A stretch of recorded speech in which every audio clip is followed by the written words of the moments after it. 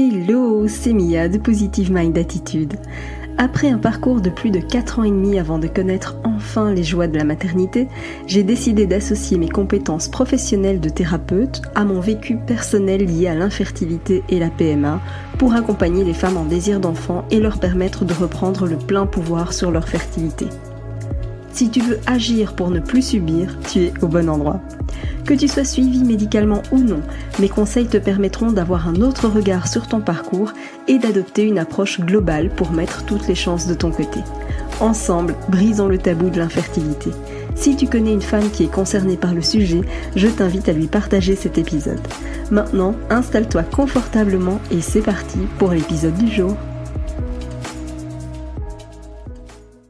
Hello et bienvenue à toutes dans ce nouvel épisode de podcast. Je suis ravie de te retrouver parce qu'en plus aujourd'hui je ne suis pas toute seule, je suis avec Marion. Salut Marion. Salut Mia. Comment tu vas ? Très bien, écoute, ça pouvait pas mieux se présenter qu'aujourd'hui. Alors je crois que tu as des choses à nous dire parce qu'en fait Marion, ce que j'ai pas dit, c'est que Marion elle a fait partie du programme de coaching Éclosion. Et Marion, elle a une jolie nouvelle à nous partager. Dis-nous tout. Oui, tout à fait. Donc là, je suis dans ma 22e semaine d'aménorrhée de grossesse. Ça se passe vraiment parfaitement bien. Et depuis hier, je connais même le sexe. Donc, si tu veux, tu peux l'avoir en exclusivité. L'exclusivité, j'adore. Comme d'habitude, t'es la première ou dans les premières à avoir les nouvelles. Donc, du coup, on attend une petite fille. Oh, génial. Ça remonte un peu les statistiques parce qu'il y a eu pas mal de garçons là dans le coaching. Ouais, alors c'est marrant parce que c'est par vague. Hein. Tu vois, on a vraiment des vagues petites filles, petits garçons. Tu vas réouvrir la vague des petits garçons, je le sens. Ouais. Voilà. C'est trop bien. Donc toi, ça va être... Donc tu mets fin à la vague des petits garçons. Maintenant, toi, c'est une petite fille. Voilà, hop, tu réouvres. Voilà. C'est ça. Alors, j'adore parce que je sais que tu vas redonner beaucoup d'espoir à celles qui attendent, parce que c'est aussi un petit peu le but de ces partages-là, c'est qu'en fait, quand on est de l'autre côté, qu'on attend, on a l'impression que ça nous arrivera jamais et que les miracles, c'est pour les autres. Est-ce que tu peux nous partager un petit peu ton parcours ? Est-ce que tu peux en dire plus finalement sur qu'est-ce que tu as vécu ? Oui, bien sûr. Alors moi, c'est drôle peut-être de dire ça, mais je trouve que j'ai eu un parcours moins chaotique que ce que l'on peut entendre, mais malgré tout, ça n'en reste pas moins psychologiquement difficile. Tu peux en témoigner. En fait, il n'y a pas de parcours facile ou difficile. Moi, pour expliquer, j'ai 34 ans et c'est vraiment juste après mes 30 ans qu'on a décidé de lancer le projet bébé. Alors, en plein premier confinement, tu vois, mai 2020, idée lumineuse. Mais on baignait déjà un petit peu dans la PMA avec 2 couples d'amis très, très proches qui étaient en plein. Les grossesses venaient d'être lancées, donc on était super contents, mais on avait quand même partagé plusieurs années avec eux de PMA et c'était quand même quelque chose qui nous restait dans un coin de la tête. Donc assez rapidement, après le déconfinement, je suis allée en parler à mon gynécologue avec cette inquiétude. Voilà, j'ai 30 ans. Est-ce que ça vaudrait pas le coup de faire 2-3 examens, manière d'assurer la chose ?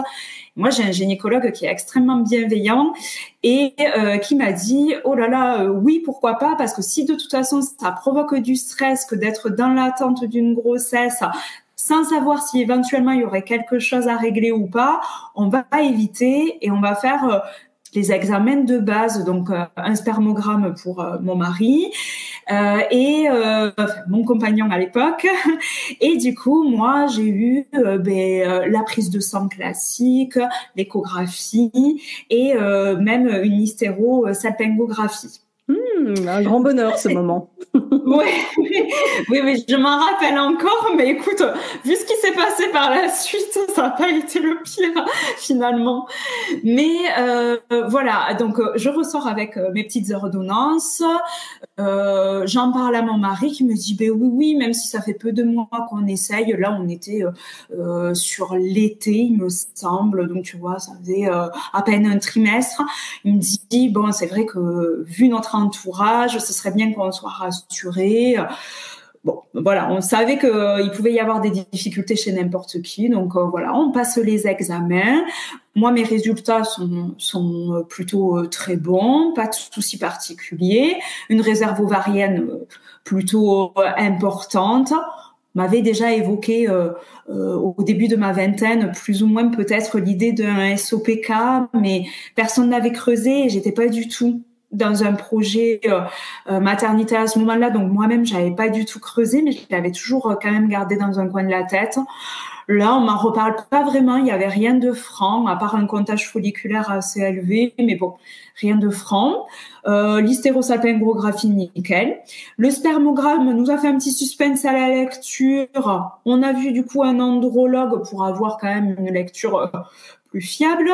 Et en fait, bon, plutôt bon aussi. Donc bon, on nous dit pas de souci, continuez les essais et si jamais, voilà, on approfondira plus. Finalement, au mois de décembre, on a une grossesse spontanée qui se présente, finalement qui a abouti sur un arrêt de grossesse naturelle juste avant les 7 semaines d'aménorrhée. Bon, je vais le dire quand même si c'est particulier, mais moi je fais partie du milieu médical, donc je suis assez cartésienne, mais la fausse couche se passe plutôt bien. Voilà, d'un point de vue médical, parce que je sais que parfois ça peut être compliqué. D'un point de vue psychologique, évidemment, c'est dur à encaisser. Mais comme une de mes meilleures amies est psychologue, de suite, je fais de l'EMDR, de l'hypnose pour essayer de ne pas trop ancrer tout ça et gêner les futurs essais. Et puis surtout, on a décidé de se marier, donc on est en pleine préparation de notre mariage. Donc finalement, on continue le projet bébé, mais sans être très attentif parce qu'on était plutôt focalisé sur les préparatifs du mariage. On arrive en août 2021, donc on a passé les 31 ans tous les deux, et là on se marie. Un mois après, on achète une maison à rénover, donc on a été très occupés avec du coup pas de nouvelles grossesses, mais finalement des projets qui s'enchaînaient et ça nous allait bien, et à la fois en parallèle on continuait les essais. On termine la réno de notre maison au printemps 2022. Et là, on se dit, quand même, il n'y a toujours rien. Est-ce qu'on ne commencerait pas à revoir le gynéco, à peut-être solliciter des examens plus approfondis, à aller en PMA? On savait où s'orienter. Nous, on est dans la région toulousaine. On suivait un peu le pas de nos meilleurs amis, en fait. Pour nous, c'était évidemment pas hyper plaisant, mais c'était un milieu qu'on connaissait un petit peu. En réalité, de par leur expérience. Donc, bon, on prend le premier rendez-vous PMA, on se lance. Et là, on nous dit, on va refaire tous les examens, bien sûr, mais a priori, on ne sait pas trop comment vous aider. Le dossier semble très bon. Vous ne devriez pas avoir besoin de nous. Il est tout à fait possible que d'ici qu'on vous revoie avec les nouveaux résultats d'examen à repasser, puisqu'ils étaient un peu trop anciens, il y ait déjà une grossesse. Bon, ok, tout le monde était plutôt optimiste. On repasse nos petits examens. Les résultats toujours plutôt bons. Toujours pas de grossesse, par contre. Et au vu des délais avec la PMA, on se retrouve, je pense, là qu'on devait être janvier, fin 2022 ou janvier 2023. Donc, on approchait déjà des 3 ans d'essai finalement. Et puis là, on nous dit, il y a rien, on n'a aucune ressource, on sait pas trop quoi faire pour vous. Mais bon, du coup, ça devrait être assez facile. On va vous donner quand même un petit coup de pouce, mais directement en insémination. Nous, on ne nous a pas du tout proposé de faire autre chose que ça, comme des stimulations classiques. Donc bon, ok. Moi, je redoutais un peu les FIV, donc le mot insémination me rassure. Je trouvais ça moins invasif en fait. Il n'y avait pas de ponction, donc ok, on accepte. On fait la première, le temps que tout se goupille, etc. En mai. Oui, on a la stimulation en avril 2023. 1er mai 2023, donc l'insémination. Sauf que ça s'est pas vraiment passé comme on voulait, puisque moi, je t'ai sollicité en avril 2023, juste au moment de la première stim. Mais j'ai eu besoin rapidement de toi parce qu'à la première signe, j'ai eu une complication dont on ne m'avait jamais parlé, un fibroadénome mammaire. Donc, une grosse douleur mammaire avec une boule. Donc là, de suite, vraiment ressenti assez grosse. Donc là, de suite, l'interrogation. J'appelle le centre PMA qui me dit rien à voir avec nous, circuler. Par contre, aller aux urgences. Bon, aux urgences, tant que ça. Et puis surtout, rien à voir avec nous quand même. Je venais de faire une stimulation. Sympa. Donc, bon, avec des petits dosages, certes, mais quand même, j'étais un peu interloquée. Bon, d'accord. Je me rends pas aux urgences. Je voulais pas monopoliser une place aux urgences. Je me sentais pas non plus en urgence, même si j'étais inquiète. Mais du coup, j'ai de suite sollicité mon gynécologue de ville qui me suivait depuis plusieurs années, qui m'a fait venir dès le lendemain matin parce qu'il m'a dit je veux voir, je veux palper, je veux voir. Et là, il palpe, il me dit bon, ça a l'air d'être bénin, mais bon, quand même, on va faire une échographie, on va vérifier. Et là, c'est enchaîné, des échographies, l'inquiétude, qu'est-ce qui se passe? En réalité, à l'échographie, on me donne un classement de ce fibroadénome, ACR3. D'accord, on me dit que ça reste bénin, mais que ça peut basculer à un moment donné. Ok, et on me dit quand même que ça a un lien très probable avec la stimulation et la montée en flèche des oestrogènes. Bon, ok, donc le lien avec la PMA auquel je m'attendais est assez établi. Et je contacte du coup le centre PMA. Entre-temps, j'ai le résultat de l'insémination qui est négative. Pas très grave, en réalité, j'étais très focus sur cette histoire de fibroadénome. Et puis je me dis, bon, c'était la première tentative, on va recommencer. Sauf que là, le centre pris de panique me dit, non, contre-indication à une restimulation. D'accord, mais sur combien de temps? Autant de temps qu'il y aurait le fibroadénome. D'accord. En fait, comme ça part pas tout seul, là, je me dis, ben, qu'est-ce qu'il faut faire? Une chirurgie? Oh non, il vaut mieux pas y toucher. D'accord. Du laser? Oh non, parce que les résultats sont pas terribles. D'accord. Mais qu'est-ce qu'on me propose du coup pour que je renouvelle une stimulation et qu'on me soulage surtout parce que c'était quand même très douloureux? Ben rien. Ah, ok, c'est là que les problèmes de communication ont commencé avec la PMA. On m'a posé une contre-indication de 6 mois, mais sans aucune piste possible d'amélioration. Donc là, du coup, j'ai dû creuser. J'ai refait plusieurs échographies qui ne montraient pas d'évolution, mais pas de régression non plus. Donc j'avançais pas et c'est là que on a commencé toutes les deux à parler éventuellement d'une prise en charge naturo. Tu m'as conseillé un naturopathe. Là ça a été génial parce que même s'il y avait beaucoup de délais, j'ai pu prendre rendez-vous en visio puisqu'il est basé à Paris.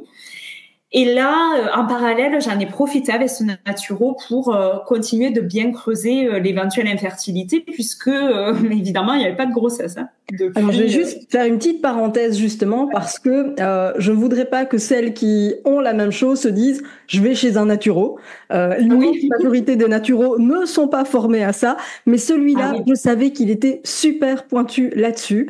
Et donc, je faisais une confiance entière à ce naturopathe qui fait un travail extraordinaire. Et donc, c'est pour ça que je t'ai envoyé chez lui parce que je me suis dit « ok, je sais que lui, en plus, il fait de la naturo, mais il fait aussi de la phyto. » Enfin voilà, il fait beaucoup de choses et je savais à quel point tu serais bien prise en charge. Et voilà, je préfère apporter cette précision-là parce que je voudrais pas que toutes celles qui nous écoutent se disent « ah ben je vais aller consulter ma naturo ». Ça suffit pas. Hein. Très souvent, l'immense majorité des naturos n'auront pas la carrure nécessaire et la compétence nécessaire que pour gérer ça. Donc voilà, je fais juste une aparté. C'est vraiment quelqu'un de très particulier avec c'est ça, d'extrêmement pointu. Voilà. Et d'ailleurs, je n'aurais jamais pris rendez-vous avec un naturopathe de moi-même. Là, j'ai vraiment bénéficié de tes conseils. On a cherché des solutions. Et effectivement, là, c'était une pointure et c'était très intéressant parce que j'ai pu aussi, du coup, creuser sur cette histoire qui me restait dans un petit coin de ma tête de l'éventuel SOPK. Oui. Et donc là, on a beaucoup creusé aussi sur le sujet, à faire des des analyses sanguines qu'on ne m'avait jamais proposées, alors qu'ils n'étaient pas remboursées, mais vraiment très poussées, que j'ai trouvé très intéressantes, à faire même des tests salivaires à envoyer dans un labo belge que tu dois bien connaître. Mais bon, voilà. Enfin, vraiment, on a beaucoup poussé pour finalement se rendre compte que en poussant bien, il y avait vraiment pas de SOPK, donc pas de choses à traiter à ce niveau-là, mais on a amélioré plein de choses. En parallèle, quand même, avec toi, j'avais beaucoup bossé sur l'alimentation, le sans gluten, l'anti-inflammatoire, plutôt facile pour moi parce que je suis diététicienne, mais n'empêche que c'était des ressources que dans mon métier, j'avais pas au niveau gynéco et dont on ne m'avait jamais parlé en centre PMA. J'ai vraiment appris tout ça avec toi et du coup, j'ai pu mettre en place assez facilement avec mes propres connaissances, mais le naturo m'a aussi du coup donné des pistes. Corriger quelques carences, on en avait aussi corrigé ensemble. Bon, du coup, la prise en charge était globale et après, au niveau du fibroadénome, on a pu essayer des choses qui déjà m'ont beaucoup soulagé au niveau de la douleur.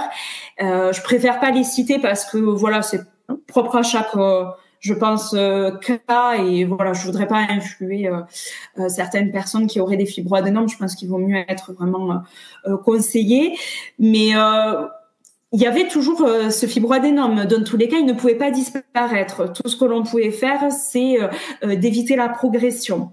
Ce qui gênait quand même mon centre PMA, qui savait que ça ne pouvait pas disparaître, mais qui avait peur que ça reflambe à la prochaine stimulation.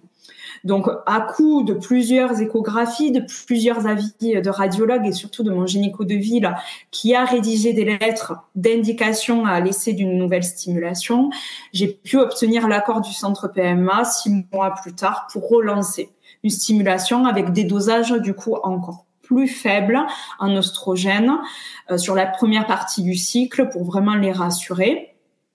Donc, on s'est lancé.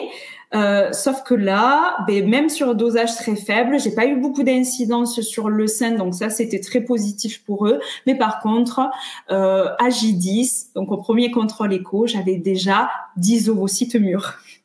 Donc là, pour une insémination, ça aurait été chouette pour une ponction dans le cadre d'une FIV, mais pour une insémination, c'était pas possible puisque c'était 1 à 2 ovocytes grand maximum de mûrs pour l'insémination. Donc là, on a tout interrompu. Donc, petite douche froide, je ne m'y attendais pas, puisque malgré tout, j'avais des dosages plus faibles et j'avais pas encore pris la mesure que le corps avait aussi ses variabilités. Donc ça aussi, c'est très important de le savoir. Je précise que tu avais une AMH quand même qui était très élevée, puisqu'il y a eu un moment où tu avais cette suspicion de SOPK potentiel, etc. Donc c'est ce qui amène, voilà, de base, tu n'avais pas de problème pour avoir des follicules. Donc la moindre petite stimulation, ça fait tout de suite flamber le schmilblick en gros. Hein, incroyable, et je ne m'y attendais pas du tout qu'à J10 on me dise que j'avais tant de follicules mûrs, mais écoute, il a fallu faire avec, on a interrompu, ok, tout revérifié au niveau mammaire plusieurs fois, on m'a quand même reposé une contre-indication de 4 mois, le temps de voir au niveau mammaire si ça flambait pas un petit peu en décalé, donc j'ai repassé plein d'examens. Ça allait bien, mais un deuxième était apparu, plus petit, de fibroadénome, et ça faisait peur. J'avais, alors pas spécialement moi qui était rassurée quand même quelque part, et j'étais bien entourée par les praticiens, mais ça faisait peur au centre PMA. J'avais l'impression qu'ils avaient jamais vu ça. Pour le coup, mon médecin généraliste quelques mois plus tard m'a dit. Moi je trouve que c'est assez fréquent. Alors je sais pas, toi dans ce que tu vois, j'ai l'impression que mon centre PMA découvrait. Et d'ailleurs se dédouanait beaucoup en me disant non, ça vient pas de nous, c'est complètement différent. Mais ça, en fait, j'avais un nouveau petit fibroadénome, plus petit, mais qui venait en fait à chaque stimulation. Donc quand même, je me disais c'est quand même assez dépendant quoi. Oui, et puis tu sais, c'est important d'en parler parce que souvent on a l'impression qu'il y a qu'à aller en FIV, tu vois, ou il y a qu'à aller en PMA.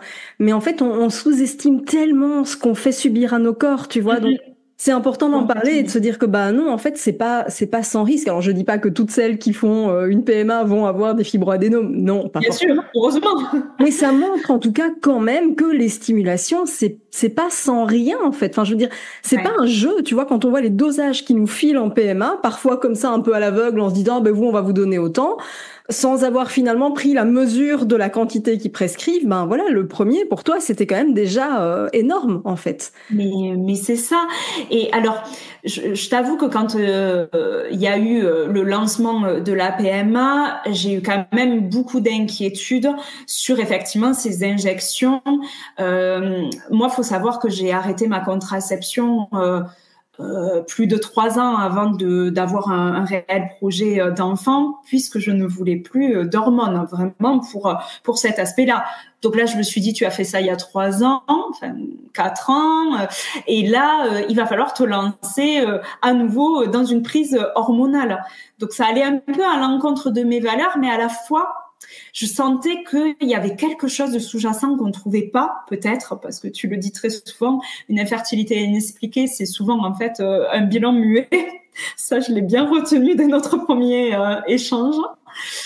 Et effectivement, j'étais pas très à l'aise déjà avec l'idée de ces injections, des éventuels effets secondaires. Je crois que je pouvais m'attendre à tous les effets secondaires sauf celui-là dont j'avais jamais entendu parler. Mais écoute, comme quoi, voilà, ça aujourd'hui, même quand j'ai des patientes moi qui me communiquent leur projet PMA, parfois leur inquiétude ou qui ont des complications, parfois je leur en parle aussi de mon expérience. Sur ce fibroadénome en leur disant voilà, s'il y a quelque chose au niveau mammaire, voilà, il faut simplement se faire suivre et ça se passera bien, mais de suite en fait au niveau mammaire enfin ça fait peur quoi, ça fait peur, ça évoque de suite un cancer. Et c'était beaucoup la peur de mon centre PMA, mais sans réellement me le communiquer et en se dédouanant. D'où cette classification aussi. Exactement, la classification, et ça aussi c'était la première fois que j'en entendais parler. Et vraiment, ça préoccupait beaucoup le centre PMA, donc on me posait des contre-indications de plusieurs mois, mais sans jamais me trouver de réelles solutions. Donc, au bout d'un moment, alors là, j'en suis deuxième stimulation abandonnée. On me recontre-indique pour 4 mois. Et alors attends, parce que je me perds dans les dates maintenant que je suis passée un peu à autre chose. Je me perds un peu dans les dates. Oui, au final, donc celle-ci est abandonnée. On en refait une autre au printemps d'après. Donc là, on est sur avril 2024. Avril 2024, donc 4 ans de projet d'enfant quasi tout pile. Et là, encore plus petit dosage, mais entre-temps, on m'a quand même fait faire une biopsie mammaire, alors qu'il n'y avait aucune progression, mais pour être sûr, parce que ça a obsédé le centre PMA, le risque de cancer. Donc pour être sûr, pour pouvoir faire une biopsie mammaire à 34 ans, alors que sur la radiologie et les échographies, rien ne montrait qu'il y avait un risque de cancer, il a fallu vraiment s'accrocher. Personne ne voulait me faire la biopsie. On me disait que ça allait être trop compliqué, que le fibroadénome était trop profond, que comme j'étais jeune, j'avais une glande mammaire plutôt compacte, que j'allais avoir mal, qu'on ne savait même pas si on pourrait me la faire et que de toute façon, il n'y avait pas d'indication. Et moi, mon indication, en fait, c'était la PMA, sinon je pouvais pas continuer. Donc j'ai fini par, grâce encore une fois à mon gynécologue de ville, à obtenir le rendez-vous avec une radiologue femme qui était passée par la PMA, qui de suite a compris ma problématique et m'a dit bon, il n'y a aucune indication à faire une biopsie, mais s'il y a que ça pour avancer sur la PMA, on va la faire. Voilà, bon là c'est encore la chance d'être tombée sur quelqu'un de compréhensif. Alors ça n'a pas été simple, la biopsie, vraiment on y a passé du temps, mais on y est arrivé. Les résultats sont revenus nickel. Et donc là, la PMA, du coup, a accepté de me refaire une stimulation sur donc ce fameux mois d'avril 2024, qui s'est très bien passé, avec une insémination le 19 avril. Un résultat, donc c'était notre deuxième insémination, un résultat qui a été à nouveau négatif, Mais encore une fois, on est assez résilient avec mon mari. On s'est dit, OK, à la fois, c'est que la deuxième insémination. Et on nous avait dit, on en fera au moins 4 avant d'éventuellement discuter de FIV. Donc bon, d'accord. Moi, j'étais pas très très à l'aise finalement avec tout ce qui s'était passé dans ce centre-là et j'avais envie un peu d'aller voir ailleurs. Et toujours pareil, par rapport à mes amis qui aussi avaient eu des changements de destination à un moment donné, j'ai pris rendez-vous dans un autre centre PMA, à 3 heures de route de chez moi, dans un autre département, mais parce que très bonne réputation, tu me l'avais confirmé aussi. Je sais pas si je peux le dire, si ça peut aider. Bien sûr. Ouais, le centre du CHU de Montpellier, voilà, qui a très bonne réputation. Et du coup, j'avais envie d'avoir un deuxième avis. Et là, je commençais quand même à m'interroger sur peut-être, puisque toujours on me parlait un peu d'hyperstimulation et des fois on passait tout juste au niveau du nombre de follicules, je commençais à me poser la question quand même sur l'intérêt peut-être d'une FIV. Donc, je passais des caps aussi psychologiques petit à petit d'acceptation. Donc, on prend rendez-vous, on se précipite pas, mais on prend rendez-vous pour le mois de septembre 2024, en se disant que ça nous laissait encore un peu de temps avec Toulouse pour voir aussi, si on rentrait dans un dialogue un peu plus productif avec eux.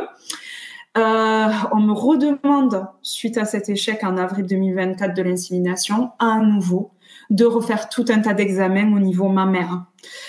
Donc là, je me dis, là, c'est la goutte de trop. Je viens de faire une biopsie qui est négative. On me ressollicite encore. Je le fais.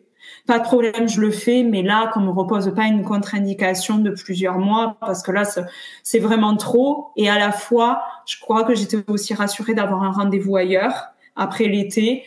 Donc, je joue le jeu, je le fais, tout va bien à l'écho et on me classe en FEM, le sein, ACR2. En fait, c'était tout ce qu'attendait la gynéco de PMA, qu'on place de ACR3 à ACR2 et en fait, biopsie qui était bonne. Donc là, le radiologue m'a dit, on arrête tout ce bazar. Là, je classe ACR2 et affaire réglée. Très bien. Et donc là, du coup, on me repropose une stimulation pour le mois de juillet. Non, je te dis une bêtise, pour le mois de juin. Pour le mois de juin. Et là, mais encore une nouveauté que j'avais jamais eue, mon corps ne répondait pas à la stimulation. Et là, pareil, panique à bord, je te contacte. Est-ce que c'est, enfin, je me posais la question, est-ce que c'était régulier? Pourquoi alors que j'avais répondu toujours assez rapidement? Donc toujours cette variabilité finalement du corps. Et est-ce que, ça c'est une question à laquelle on ne me répondait pas, mais à laquelle toi tu m'as répondu honnêtement, est-ce que si on continue d'insister dans cette stimulation, il peut ne rien se passer, aucun follicule dominant? Et toi tu me dis, malheureusement oui, il peut ne rien se passer. Et là je me dis, bon ok, au moins je suis prête psychologiquement, je vais peut-être faire une stimulation encore pour rien, mais ça nous fait gagner en expérience et ça me fera peut-être aussi des arguments pour Montpellier pour une FIV. Et je commençais déjà à préparer mes arguments. Mais je me dis, bon, on continue. Au bout de 15 jours de stimulation, j'en pouvais plus, j'étais fatiguée, les allers-retours toutes les 48 heures, dans un hôpital qui était pas à proximité totale de la clinique dans laquelle moi je travaille. Faire un bazar pas possible, mais comme toutes les femmes en PMA, au niveau organisationnel, toujours être dispo entre 14h et 17h pour recevoir l'appel, pour connaître le dosage du soir. Compliqué quand on est avec des patients et qu'on fait ses propres consultations. Bref, je commençais à fatiguer au bout de 15 jours et rien n'évoluait. Toujours pas de follicule dominant. Enfin, je m'attendais pas à ça, mais les sages-femmes sentaient qu'il y avait une possibilité. Donc, elles me faisaient continuer. Et puis, effectivement, elles ont eu raison, puisqu'à un moment donné, elles attendaient 2 follicules, elles espéraient 2 follicules. Il y en a eu qu'un, mais elles m'ont dit, celui-là, il va être super. On y va, on déclenche. Et du coup, il y a eu insémination le 1er juillet. J'ai appris ma grossesse le 15 juillet. Donc là, étonnement, parce que je portais pas vraiment d'espoir sur cette stimulation. Donc, étonnement. Et dans ma tête, je me suis dit, on va pas s'emballer parce que quand les stimulations parfois sont très longues, la qualité ovocytaire peut être quand même un peu plus je peux pas dire défectueuse, mais c'est le seul mot qui me vient là, tu vois, en fin de journée. Mais voilà, je savais que la qualité pouvait ne pas être au rendez-vous et que on sait que quand c'est pas très qualitatif, il peut y avoir parfois des arrêts de grossesse. Donc bon, on s'emballe pas. J'étais très étonnée. Et là, en plus, m'est revenu plein fer la peur de la fausse couche déjà par rapport à ça, mais aussi reviviscence de ce que j'avais déjà vécu en 2021. Donc là, assez rapidement, je t'en parle, tu me dis, mais c'est normal, j'en parle un petit peu au fil du coaching aussi, c'était pas évident parce que tout le monde traverse des périodes difficiles et des fois annoncer une grossesse, c'est pas toujours évident, même si c'est très porteur d'espoir. Annoncer une grossesse et dire que finalement on n'est pas si réjoui que ça parce qu'on a peur, c'est pas facile. Donc finalement, assez rapidement, je fais appel aussi à une sophrologue sous les conseils de mon gynécologue pour essayer de désamorcer un peu, de bien travailler au niveau aussi cohérence cardiaque, etc. Bon, au milieu de tout ça, au bout de 9 semaines, j'attrape le Covid et là je me dis mais c'est pas possible si ce petit embryon résiste, c'est que vraiment on va aller loin. Et finalement, on est maintenant à 22 semaines d'aménorrhée. Donc, on a résisté à tout ça, mais ça n'a pas été sans stress, franchement. Alors, il y a plein de choses sur lesquelles j'ai envie de rebondir parce que ton témoignage, il est pépite. Déjà, j'ai envie de dire, tu montres, parce que tu sais, j'ai beau le dire et le répéter, mais je crois que c'est vraiment quand on le vit qu'on s'en rend compte. Je passe mon temps à dire que ça s'arrête pas avec le test de grossesse positif. Et pour celles qui ne le savent pas, oui, il y a le groupe de coaching éclosion, mais j'ai créé un groupe spécial pour celles qui deviennent mamans une fois qu'elles ont positif, pour qu'elles puissent justement échanger, parce qu'en fait les questions, c'est à ce moment-là qu'elles arrivent, et il y en a des millions, mais auxquelles on n'aurait jamais pensé avant. Je veux dire, la semaine qui précède, on était à 1000 kilomètres de s'imaginer les questions qu'on allait se poser. Mais complètement. Moi, j'étais partie sur, ok, il va y avoir la pause de l'été à Toulouse. Et on va enchaîner avec Montpellier en septembre. Pour te dire, j'ai gardé le rendez-vous de Montpellier jusqu'à la semaine d'avant. Je crois que en termes de grossesse, je devais être peut-être pas très loin de la T1. Mais je les ai appelés en leur disant, bon, il est temps que j'annule le rendez-vous parce que finalement, je suis enceinte. Je suis vraiment désolée de l'annuler si tard. Mais j'ai eu peur, en fait, d'avoir toujours besoin de ce rendez-vous. Donc, je l'ai gardé. Et les secrétaires, hyper bienveillantes, mais c'est normal, on comprend. Et vous inquiétez pas, malheureusement, on arrivera à remplir ce créneau vu les délais d'attente que l'on a. Il y a d'autres patientes qui trouveront bonheur avec ce créneau et tant mieux pour vous. Mais c'est vrai que j'ai gardé jusqu'au bout ce rendez-vous et ayant peur qu'à un moment donné, ça s'arrête. Et n'ayant pas envie d'attendre à nouveau 6 mois pour avoir un rendez-vous, tu vois. Donc oui, il y a vraiment ce avant-après le test. D'ailleurs, tu as été la première au courant, avant même mon mari qui n'était pas présent à ce moment-là. Mais parce que là, vraiment, il y a le stress de « Ouh là là, mais maintenant, comment ça va se passer ?» Et surtout, quand ça fait 3 semaines, enfin, il y a eu 3 semaines de stimulation où j'étais non-stop sollicitée par les sages-femmes. Bon, ben là, déjà, il y a eu les 15 jours d'attente où il n'y a plus rien. Ça, c'est le vide intersidéral et ça, il faut aussi s'y préparer. Mais là, je me suis dit, quand la sage-femme m'a appelé, qu'elle a eu la réception des résultats et qu'elle m'a dit, ben écoutez, très bien, je vous rappelle 3-4 mois après la date du terme, après donc la naissance. Je me suis dit, quoi? Mais là, c'est trop long, on me laisse comme ça. Et avant l'écho de datation, il y a quand même, je crois que j'ai passé 3 semaines, ce qui est pas très long. Mais en fait, dans l'incertitude, est-ce qu'il est bien placé? Est-ce qu'un cœur bat c'est énorme 3 semaines. Enfin, tu vois, en fait, il faut dire un truc, c'est que t'as les gens en PMA et puis t'as les moldus, tu vois. Oui, c'est ça, alors, exactement. J'ai envie de dire, pour les moldus, 3 semaines, c'est rien du tout. Mais toi, quand t'es en PMA, vraiment, 3 semaines, c'est juste, le temps s'arrête. Le temps s'arrête. C'est exactement ça. Donc, C'est exactement ça. et puis les premières échos, et alors à juste titre aussi, parce que évidemment on a besoin de temps pour voir quelque chose. Si on fait une écho trop tôt, on voit rien, donc du coup ça peut aussi être source d'angoisse encore plus importante. Enfin, Bien sûr. donc effectivement, je veux dire, les délais ils sont pas mis là pour rien, c'est sûr. Mais en attendant, émotionnellement parlant, c'est archi compliqué de se retrouver dans cette situation-là. Tout comme j'ai envie de rebondir aussi sur ce que tu disais au début. C'est que on t'a mis dans la case infertilité inexpliquée. Bon, au final, il y avait des dysfonctionnements qu'il fallait corriger. Voilà. Tout à fait. Donc, au final, c'était pas si inexpliqué que ça, mais on va dire bilan muet. Hein, en fait, non. Voilà, le bilan muet, moi maintenant, c'est quelque chose qui m'est resté. Mais oui, mais après, c'était en fait des dysfonctionnements comme des carences, etc. Exact. Honnêtement, je sais pas si c'est propre à mon centre, mais c'est des choses qui n'ont même pas été regardées. Non, c'est partout. C'est partout. Donc, voilà, évidemment, nous sommes passés à côté de ça.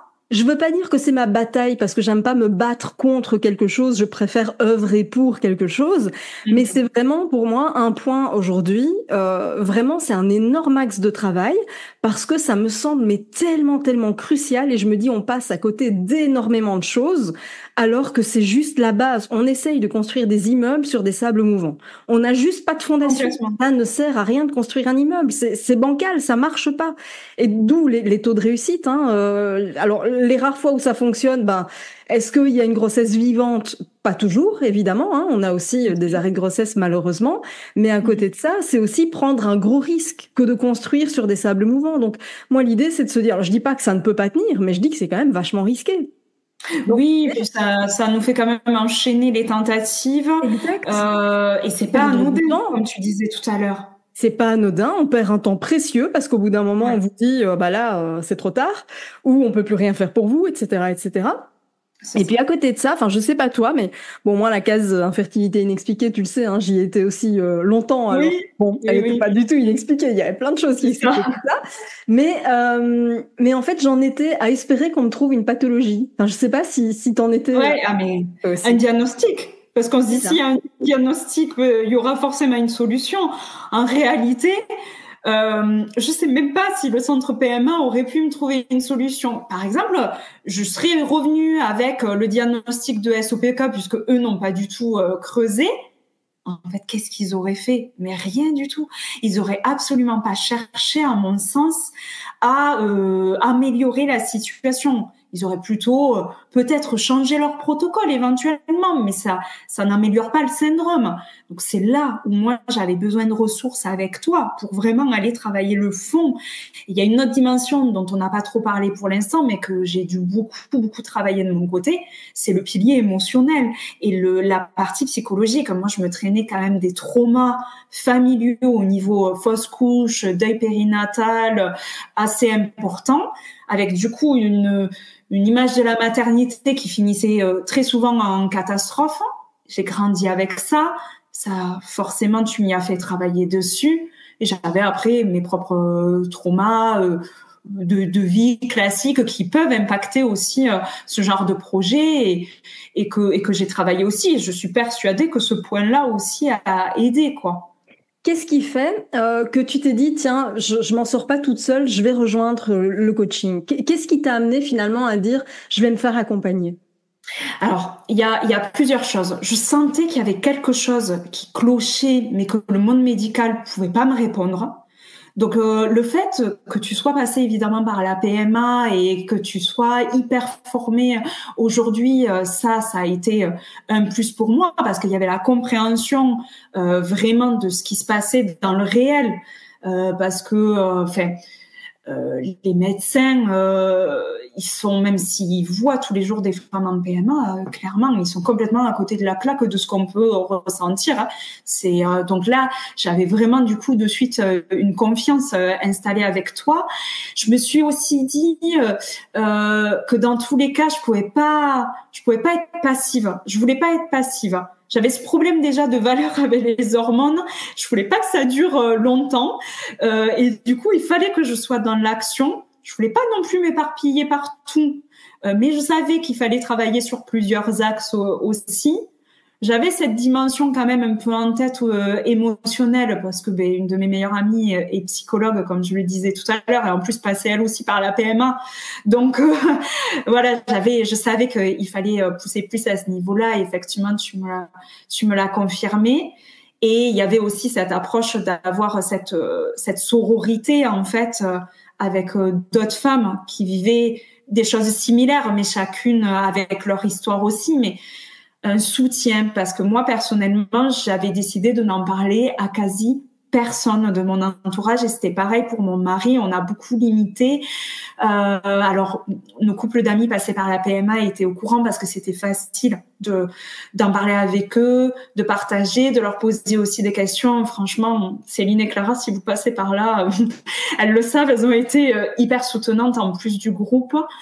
J'en ai parlé à d'autres de mes amis sans connaissance de PMA qui ont été super aussi, mais je trouvais que ça mettait mal à l'aise les gens, en fait. Et j'avais pas envie de recevoir de maladresse, parce qu'on dit souvent, nous, entre femmes de PMA, qu'on reçoit des maladresses. En réalité, c'est parce que les gens connaissent pas et ne savent pas comment réagir. Et du coup, en fait, moi, j'ai beaucoup limité ce risque de maladresse. J'en parlais pas. Au travail, j'avais très, très, très peu de collègues au courant. Tout le monde, par contre, a été très bienveillant vis-à-vis de mes absences sans savoir ce que je faisais. Sûrement que certains ont eu des doutes. Aujourd'hui, j'en parle plus facilement, que ce bébé, c'est un bébé PMA. J'ai aucun problème avec ça. J'ai juste limité auparavant pour éviter d'avoir trop de questions oppressantes, parce que même si les gens parfois veulent être bienveillants, si tu viens de prendre un résultat négatif, t'as pas forcément qu'on te pose la question de alors le résultat. Voilà, je voulais aussi limiter. Le temps n'est où. Voilà, je voulais pas que mon parcours soit aussi celui des autres, en fait. C'est ça. Je voulais pas du tout que les gens s'approprient aussi la chose, même si ça peut être encourageant. Et même au niveau de nos familles, je voulais pas qu'on attende de nous un résultat quelque part, une grossesse enfin, à chaque stimulation. Je suis très contente d'avoir préservé aussi notre entourage de ça. Moi, il y avait que mes parents finalement au courant, parce que j'ai fait une boulette un jour et je l'ai lâchée. Et bon, après, j'ai dû expliquer, et c'était très bien parce qu'ils ont été très soutenants, notamment quand j'ai eu ce problème de fibroadénome. Mais on avait fait le choix de pas vraiment en parler. Je pense que les gens se doutaient un peu. Ça fait très longtemps, ça fait 17 ans qu'on est ensemble, on était mariés. Bon, je pense que les gens se doutaient, mais ne posaient pas forcément de questions, et ça nous allait bien comme ça. Et voilà, moi, je voulais limiter, de mettre... la malaisance avec les gens et cette oppression. Et donc là, j'avais besoin de pouvoir quand même avoir quelqu'un à qui en parler. Et toi, en plus, il faut le dire, t'es hyper disponible, tu réponds toujours très rapidement. Et ça, on l'a pas avec les médecins de la PMA. Moi, j'avais ni mail pour communiquer, parce qu'à Toulouse, ils ne donnent pas leur mail. La secrétaire, quand elle disait, je vais voir si on peut vous rappeler, il y a des appels que j'attends toujours, des mois après. Donc, j'avais vraiment zéro info. Si j'étais restée sur le centre PMA uniquement, ça aurait été catastrophique. Je pense que j'y serais encore. Oui, donc, moi, vous avez accès, les mails, évidemment, mais on a directement le groupe WhatsApp. Vous avez mon numéro de portable direct. Donc, c'est ça. C'est énorme. Donc, c'est énorme. Qui peut communiquer avec un professionnel quand il a besoin, comme ça, en instantané? Personne, en fait. Donc, il y a eu plusieurs aspects. Voilà, le fait que tu avais connu ça, le fait que tu avais toutes les connaissances, que tu es toujours en perpétuelle formation. Ça, c'était hyper important pour moi, qui suis du milieu paramédical et qui aussi sait qu'il faut toujours s'informer. Ce groupe, cette sororité, la dispo que tu avais et tous les piliers différents à travailler, je savais que là, je pouvais travailler un peu tous les axes, en fait, avec une seule et même personne, pour ne pas m'éparpiller. Ça, c'était important. Oui, et ce que je trouve génial, c'est que aussi quand tu te rends compte de tout ce que tu mets en place, tu sais qu'en fait, c'est un acquis pour la vie. En réalité, ça te sert évidemment. L'objectif, c'est la fertilité, c'est d'avoir un enfant. Mais derrière, quand tu réfléchis, tu dis, tout ce qu'on apprend, on s'en sert en fait tous les jours. On va s'en servir tous les jours. C'est pour ta santé, c'est pour bébé qui arrive, c'est pour l'accouchement. C'est vraiment. Oui. Mais ça, tu nous le soulignes bien, que dans tous les cas, même si le projet de tout le monde, c'est d'aboutir sur une grossesse et puis évidemment une naissance, en réalité, c'est aussi pour notre santé. Oui, parce qu'en fait, c'est une des grosses problématiques, et je sais que tant qu'on est dans le désir d'enfant, on pense à ce désir d'enfant, et j'ai presque envie de dire que ça s'arrête à ça, parce que c'est la priorité du moment, et c'est bien normal. Moi aussi, c'était ma priorité, et je voyais pas plus loin quelque part que cet horizon-là, parce qu'on a déjà du mal à se projeter au-delà de cet horizon, parce qu'on sait pas si ça arrive, si ça n'arrive pas, enfin voilà, on sait pas. Mais en réalité, l'un des problèmes majeurs de la PMA, c'est que souvent, on va mettre des pansements sur des plaies ouvertes. C'est qu'en fait, on avait des pathologies avant ou des dysfonctionnements, et on aura des pathologies après ou des dysfonctionnements. Mais c'est ça. Avec des conséquences sur notre santé qu'encore une fois, on ne nous explique pas, quoi. Alors que c'est noté, souvent, c'est noté noir sur blanc sur des analyses, mais souvent, ils n'ont pas réagi. Voire même, c'est pas cherché du coup. Parfois, quand on a quelques analyses, des fois, je me dis, mais enfin, c'est noté depuis 2 ans. Tu vois, quand je reçois les comptes rendus, parce que je regarde toutes vos analyses, etc., je repasse le parcours. Et des fois, je regarde, tu sais, d'anciennes, comment dire, prises de sang, d'anciens spermogrammes, etc. Et je dis, ben, en fait, si, regarde les valeurs, c'est ci, c'est ça, donc ça veut dire ceci, cela. Donc, en fait, c'était noté noir sur blanc depuis 1 an, 2 ans, 3 ans, mais personne n'a noté sur le sujet. Ou alors, bah évidemment, les analyses sont tellement superficielles que on peut rien en déduire. Moi, je tombe encore de ma chaise quand j'entends non, vous n'avez pas de problème de thyroïde, alors qu'on a juste dosé la TSH. Et on ose appeler ça bilan thyroïdien. C'est pas un bilan, c'est juste une analyse. Ça ne veut rien dire. Oui, si tu fais pas T3, T4, c'est pas exploitable. C'est pas exploitable. Alors, s'il n'y a pas les vitamines A, les vitamines E, enfin voilà, il y a plein d'autres choses à regarder derrière tout ça. Mais on fait pas de lien. On fait pas de lien. On avait parlé longuement aussi des pathologies cœliaques, la maladie de Crohn, etc. Ils n'ont pas de lien avec ça parce que pour eux, ça n'a rien à voir avec la fertilité. Alors qu'en réalité, quand on comprend toute la mécanique qu'il y a derrière, on se dit si, en fait, et c'est logique. Tout est lié en réalité. Mais du coup, ça m'a donné envie, moi, de pouvoir aider mes patientes, parce que des patientes en PMA, j'en vois beaucoup, et des patientes avec endométriose ou SOPK. Et là, encore une fois, je t'ai sollicité pour savoir si tu connaissais un organisme de formation. Et voilà, là, je suis formée. Avec la grossesse, je vais avoir un arrêt qui va m'empêcher de commencer cette nouvelle activité. Mais ça m'a aussi aidé, moi, d'un point de vue professionnel, à mieux accompagner mes patientes et à des fois entendre leur discours de PMA et à me dire oh là là, mais là il faut que je parle de Mia, il y a rien qui va, il y a tout, enfin voilà, il y a plein de choses à exploiter et voilà, donc c'est moi, ça m'a fait voir alors je pense que j'avais déjà un peu cet intérêt pour la globalité de par ma profession. Moi, je sais très bien qu'en tant que diététicienne, en plus je travaille dans l'obésité morbide, je sais très bien que je peux pas sauver les gens de l'obésité, qu'il faut absolument que je travaille avec des psychologues, qu'il faut qu'il y ait des ressources autour de moi, que travailler sur plusieurs axes, c'est primordial. C'est pour ça que j'étais un peu en retard d'ailleurs, c'est parce que j'ai beaucoup parlé avec ma dernière patiente de ça tout à l'heure pour l'aspect psychologique. Mais je pense que j'étais déjà un peu imprégnée par ça de par ma profession et que toi, ce que tu proposais dans le cadre d'une évaluation globale, ça me parlait vraiment du coup. Mais j'avais besoin d'avoir quelqu'un qui me fasse approfondir les choses que moi, je maîtrisais pas. Et tu vois, ce que je trouve complètement fou, c'est que sur d'autres pathologies, tu parles d'obésité morbide, on pourrait parler d'oncologie, où on est déjà, au niveau du médical, j'entends, on est déjà un petit peu plus conscient qu'il y a besoin de mettre en place une approche globale. Tu vois ? Oui. Et en revanche, commence à venir. Voilà, ça commence à venir. On commence à se dire, ok, il faut ci, il faut ça, il faut machin. Mais par contre, au niveau de la PMA, on rame toujours autant. Et ça me semble tellement irréaliste de me dire qu'en fait, il y a tellement de choses à faire, en commençant par la base, avant de noyer les gens de traitements hormonaux. Il y a tellement de choses qu'on peut améliorer simplement, naturellement, sans risquer quoi que ce soit en termes de complications. Enfin,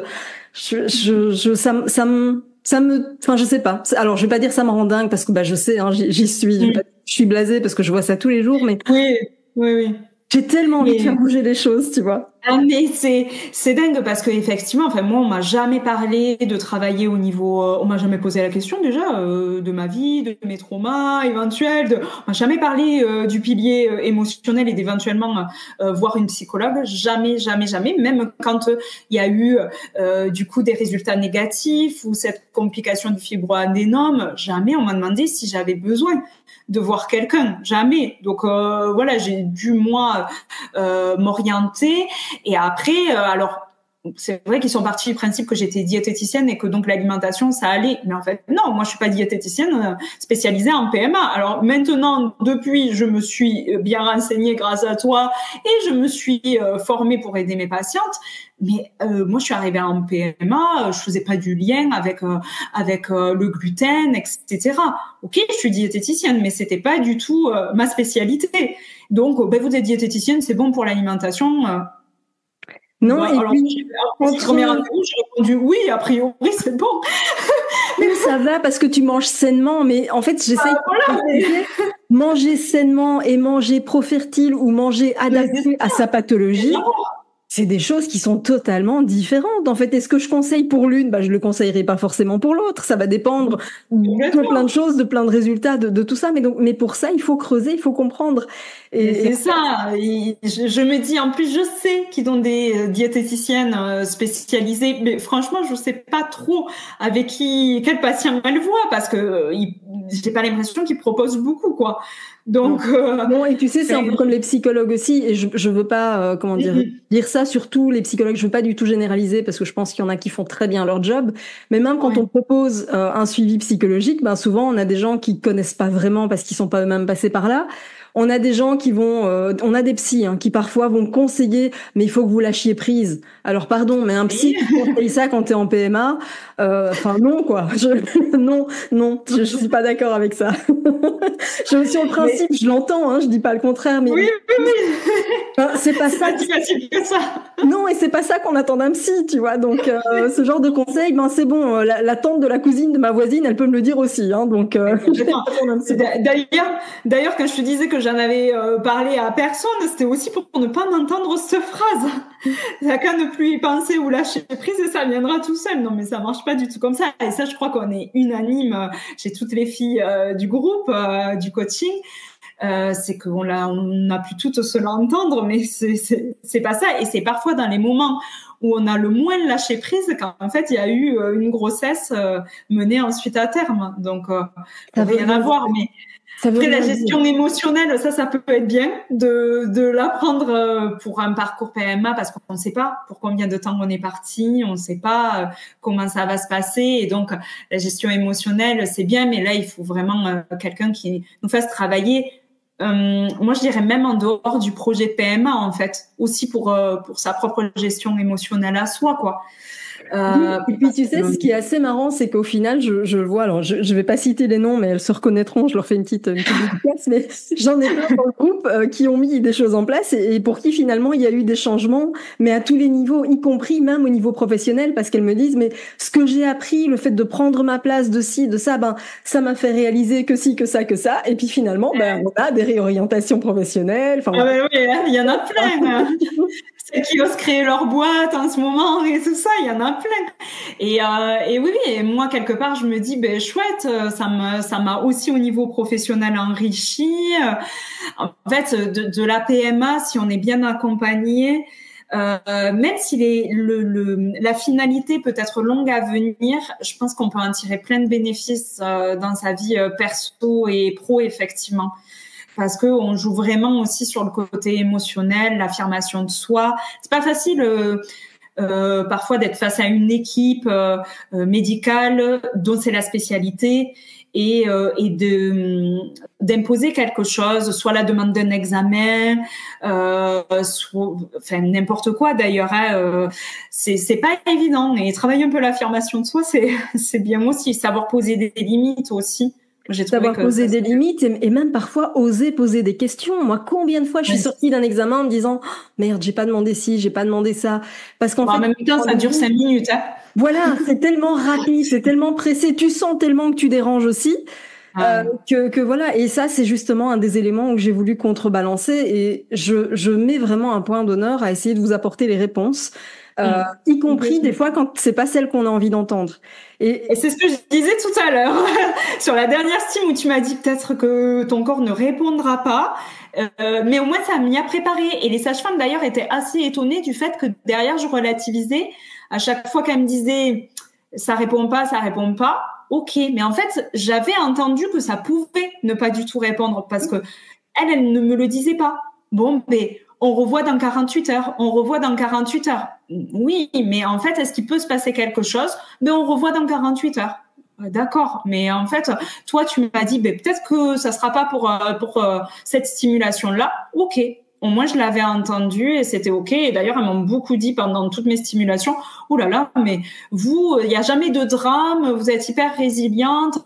Non, mais en fait, il n'y avait pas de drame devant vous, mesdames, parce qu'en fait, j'étais préparée en amont par Mia. En fait. Donc, non, mais moi, je me dis, si on n'a que le centre PMA, déjà, ça peut durer très longtemps parce qu'on peut passer à côté de plein de choses. Et surtout, mais la catastrophe au niveau psychologique et au niveau même du corps, que c'est quand même éprouvant. Je pense qu'on peut beaucoup s'y épuiser. C'est pas facile, c'est pas des parcours faciles, même si j'estime avoir eu un parcours plutôt court par rapport à ce que je peux entendre. Et moi, je suis pas passée par des grosses complications de la chirurgie, voilà. J'ai conscience que j'ai eu un parcours plutôt facile. Mais néanmoins, j'ai trouvé que ça manquait beaucoup de communication. Et ça, c'est tout ce que j'ai retrouvé du coup avec toi et avec le coaching, quoi. Donc, je pense que ça m'a beaucoup raccourci le processus. Hein, au final, ça m'a fait gagner du temps, je pense. C'est ça, creuser, vous faire gagner du temps, vous rendre la vie plus facile aussi pendant ce temps-là. C'est vraiment quelque chose qui m'est super cher parce que je l'ai vécu et moi je me suis rendu compte que pendant 4 ans et demi, je n'avais pas vécu. J'avais vraiment mis ma vie entre parenthèses pendant 4 ans et demi et je me suis dit mais non, il faut pas que vous fassiez ça, quoi. C'est vraiment accepter l'attente et pendant l'attente avoir peut-être d'autres projets, d'autres choses, mais oui, c'est pas facile, on est tellement focus sur ça, mais oui, moi vraiment de l'intérieur maintenant d'un centre PMA, et pour le coup j'en ai fait qu'un, j'ai pas du tout de recul sur d'autres, mais je vais pas leur jeter la pierre parce que c'est aussi grâce à eux qu'aujourd'hui j'attends un bébé. Je vais pas du tout leur jeter la pierre, mais je pense qu'il y a beaucoup de choses à revoir, ou alors effectivement il faut à côté être proactive en fait. Moi, je reste convaincue que voilà, le médical est là et on va l'utiliser comme le médical. Point. Mais ça, c'est limite sur le reste après, et voilà. Voilà, moi, je veux pas qu'on se dise, bah ouais, on fait une insémination, ou on fait un transfert, ou on fait n'importe quoi, une FIV, et on croise les doigts. Bah non, en fait, il y a des choses à faire en amont pour éviter de faire les choses à l'aveugle, en fait, parce que c'est ça aujourd'hui qui se passe, c'est qu'on fait des protocoles à l'aveugle, on fait des transferts à l'aveugle, et puis on va croiser les doigts. Ben non, on va optimiser à chaque étape. Combien de fois je vois des progestérones qui sont trop basses, chez qui on va les remonter, et c'est parfois in extremis. Hein. J'ai quand même eu, même au sein du groupe, j'ai déjà eu 2-3 frayeurs qui disaient oh, non, c'est trop bas, il faut remonter. Et c'est vraiment parfois dans l'urgence qu'on modifie ça, mais voilà, il faut le faire parce que ça change la donne, ça change le résultat. Donc voilà, c'est encore une fois, oui au médical, bien sûr, mais juste pas n'importe comment. Moi, je dis toujours, la PMA, c'est pas un sprint, c'est un marathon. Donc il faut préparer le corps à ça. On fait pas, si je te dis demain, tu fais un marathon, tu vas me dire, mais Mia, je suis pas entraînée. Et puis, tout le monde trouve ça normal de demain, vous commencez la PMA. Ah, d'accord. Non, mais c'est clairement ça, c'est incroyable. Est-ce que j'ai les ressources? Ben, peut-être pas, en fait. Donc, on va préparer les ressources en amont. C'est exactement ça, tu vois. Oui, parce que au final, je me dis, mais est-ce que eux, ils croient vraiment en fait en PMA? Parce que je me dis, ils nous lancent tellement des protocoles sans se soucier de toutes les annexes à côté, quoi, la partie psychologique, tout le terrain à côté. Je me dis, mais quand ils balancent un protocole, en fait, c'est comme on pourrait dire Inch'Allah, quoi. C'est vraiment c'est incroyable. Et il y a quelque chose, moi, que je me suis beaucoup répété pendant mon parcours. Pour quelqu'un qui était quand même toujours dans le contrôle, et je crois que t'as eu un peu ça toi aussi, et qui avait aussi une valeur travail très forte, où je me disais mais comment je vais faire pour le travail, ça va me demander trop de sacrifices pour le travail. Il a fallu aussi que je le travaille, de faire passer le travail un peu en dessous. Alors maintenant, en plus qu'il y a la grossesse, j'ai plus aucun problème à faire ça, à privilégier autre chose, même si la valeur travail est toujours importante chez moi. Mais voilà, vraiment me dire que plus j'allais être dans le contrôle, plus ça allait être compliqué, notamment prévoir éventuellement qu'on me convoquerait à cette date-là pour l'insémination, etc. En fait, moi, je me suis beaucoup dit, l'homme prévoit, mais l'univers rit, en fait. Vraiment, moi, ça m'a vraiment apporté la PMA, un lâcher prise, donc dont on nous parle beaucoup, mais parce que en fait, au bout d'un moment, j'ai arrêté de prévoir les choses, d'essayer de contrôler au niveau du travail quand je pourrais être présente, pas présente, parce que ça ne se passait jamais comme ça. Et j'ai profité de cette PMA pour me dire, ok, en fait, t'étais beaucoup trop dans le contrôle dans ta vie, tout devait être toujours très carré. Et peut-être que là, c'est le moment d'apprendre et de garder ça sur le fait que, en fait, t'auras beau prévoir, l'imprévu, on peut pas le prévoir. Donc voilà, aujourd'hui, je me le suis aussi beaucoup répété en début de grossesse. Et tu me l'as dit aussi, tu m'as dit en fait de pas te réjouir, de te protéger comme ça, en ne te réjouissant pas sur les débuts, ça ne te protégera pas d'une éventuelle douleur s'il se passe quelque chose en fait. Et c'est toujours essayer de se contrôler, même au niveau émotionnel. C'est un truc que je vous répète souvent, ça, parce qu'on s'empêche de se réjouir, on empêche. Et en fait, c'est ce que je passe mon temps à vous répéter, c'est qu'en fait, la peur n'évite pas le danger. Donc finalement, le moment heureux, il est là. Et j'ai envie de dire, même si ça finit bien, ce premier moment heureux, il reviendra pas. Alors profitons-en, fêtons-le. Et après, on verra bien ce qui se passe. Mais en attendant, on se réjouit et on avance, quoi. Mais c'est tellement ça, tu vois. C'est pas facile.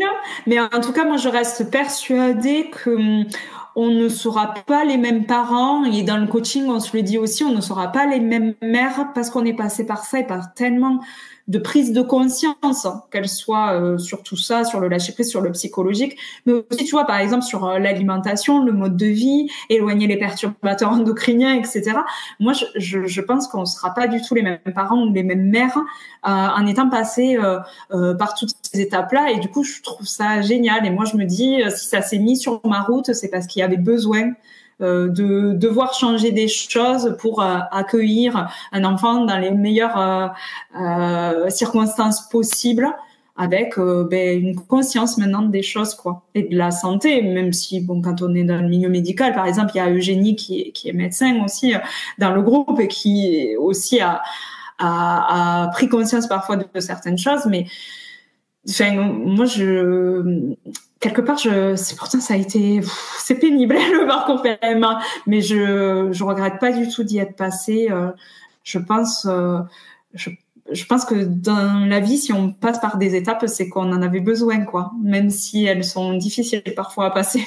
En tout cas, c'est une occasion d'apprendre et de grandir, en fait, d'en ressortir. Ouais, qu'est-ce que tu dirais à quelqu'un qui hésite à se faire accompagner? Tu dirais quoi? Que de toute façon, il n'y aura pas d'accompagnement spécialement proposé ailleurs et que on peut pas tout faire toute seule. On peut pas tout faire toute seule. C'est beaucoup de charge mentale, la PMA, justement sur la gestion du planning, pas oublier d'aller chercher ses hormones, de les commander. Vraiment, parce que quand le centre vous dit là il va falloir plus d'hormones, c'est au dernier moment. Donc il y a déjà beaucoup de charge mentale sur des choses qu'on doit gérer nous. Tout le reste, je trouve que c'est bien de se faire accompagner. Je voudrais pas te mettre trop de pression, mais quand même, on se repose vachement sur tes épaules aussi, quand même. Et ça fait du bien d'avoir un soutien, tout le temps des réponses quand on a besoin, ou juste parfois pas des réponses, mais de l'écoute, en fait. T'es toujours très bienveillante et à l'écoute. Tout ça, en fait, on en a besoin. On a besoin d'un cocon.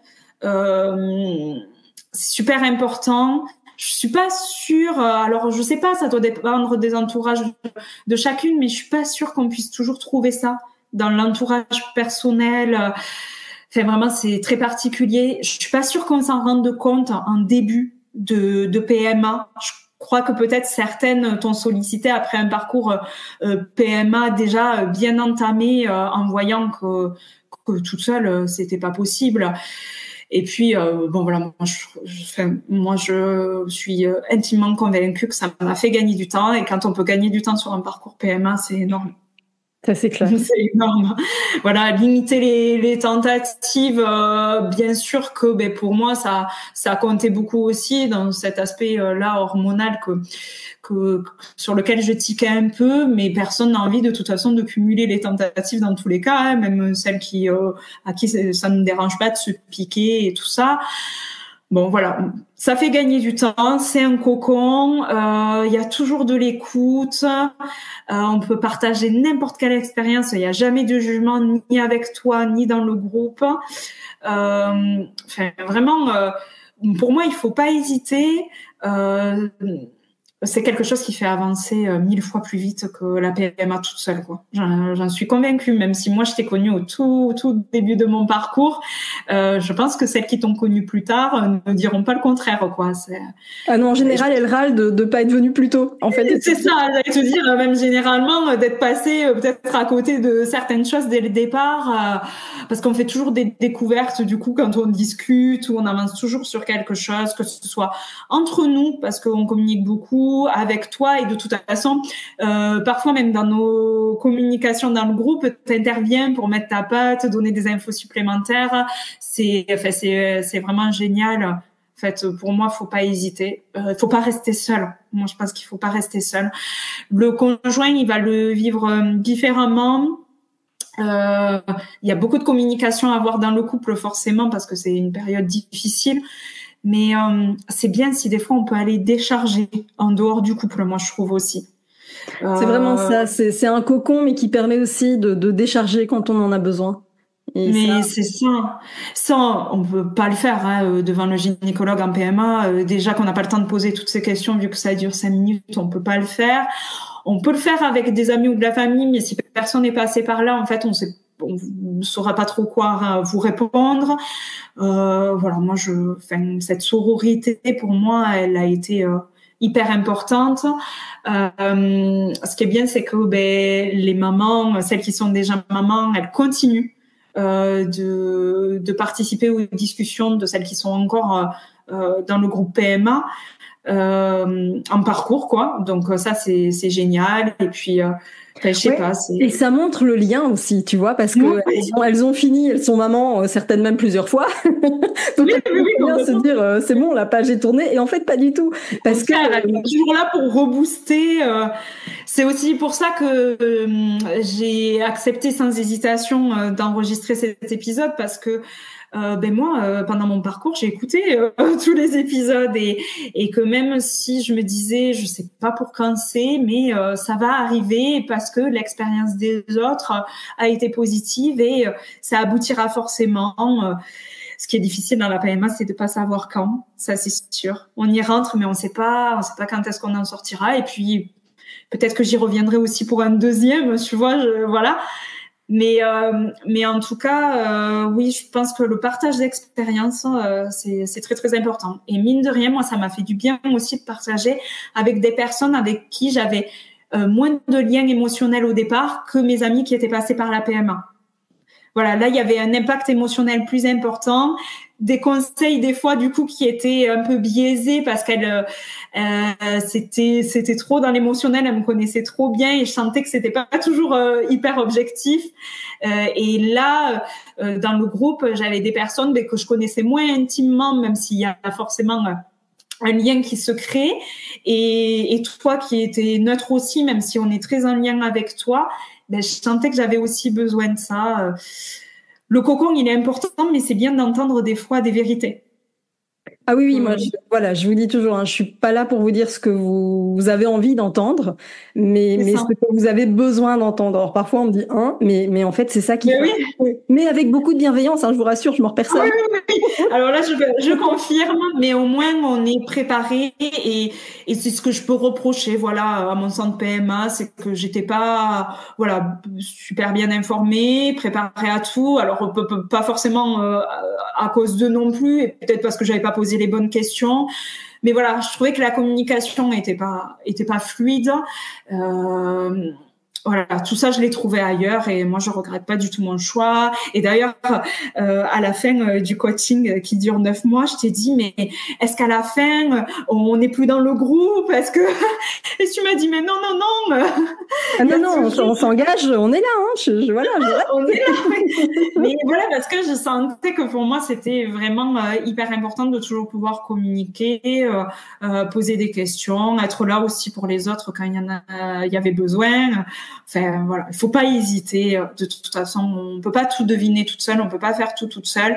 Le centre PMA n'a pas le temps de travailler sur tout, clairement, même si j'espère qu'un jour ça évoluera. Mais voilà, là, pour l'instant, à l'heure actuelle, ils prennent pas le temps de travailler sur tout. Donc, à ce moment-là, faut vraiment nous rejoindre, te rejoindre. Et ouais, c'est important. C'est vraiment important pour gagner du temps et se sentir épaulé.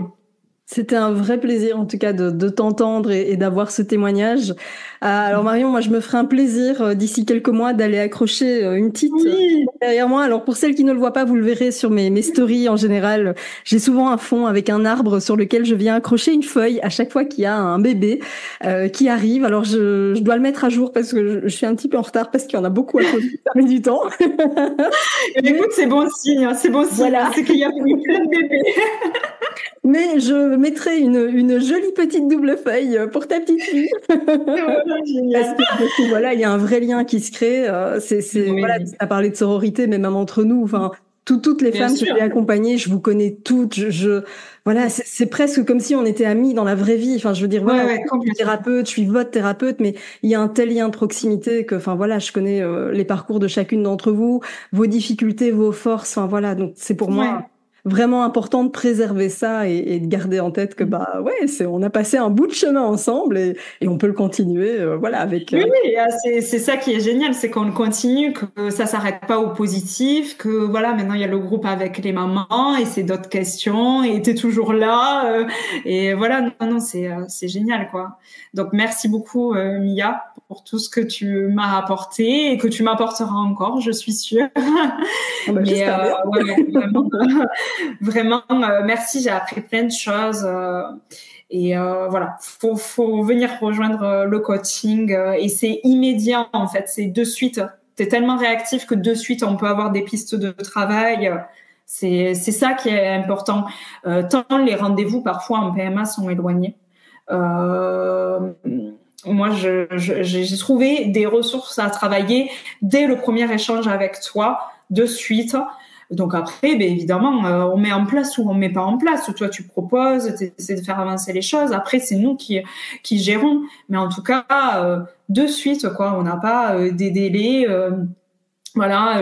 Enfin, on n'attend pas 6 mois pour avoir des réponses. Non, c'est vraiment l'objectif. Encore une fois, je suis passée par là, je sais ce que c'est. Et moi, j'aime quand ça bouge et que ça avance. Donc... Oui. Voilà. Mais ça, on s'en rend compte après quand on est avec toi qu'il faut que ça bouge. Mais oui, parce que vous venez pour quelque chose. Et donc, moi, je suis là pour vous aider mieux que je peux. Donc, voilà.